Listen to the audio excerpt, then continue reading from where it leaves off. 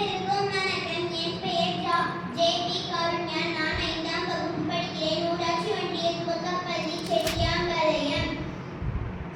நான் இப்போ கல்விக்கண் திறந்த காமராஜரை பற்றி நான் பேசப் போகிறேன். காமராஜர் அவர்கள் 1903ஆம் ஆண்டு ஜூலை மாதம் 15ஆம் தேதி விருதுநகரில் பிறந்தார். இவருடைய பெற்றோர் குமரசாமி மற்றும் சிவகாமி அம்மையார் ஆகும். காமராஜரின் இயற்பெயர் காமாட்சி ஆகும். இவரது குலதெய்வத்தின் நினைவாக இப்பெயர் கூறப்பட்டது. காமராஜர் 1954 முதல் 1963 வரை தமிழக முதல்வராக பணியாற்றினார். இலவச கல்வி, இலவச மதிய உணவு திட்டம் என பல திட்டங்களை கொண்டு வந்தார். இதனால் கல்விக்கண் திறந்த காமராஜர் என்று அழைக்கப்படுகிறார். தொழில்துறை, அணைக்கட்டுகள், மின் திட்டங்கள் என பல திட்டங்களை தொடங்கி வைத்து தமிழகத்தை வளமாக்கினார்.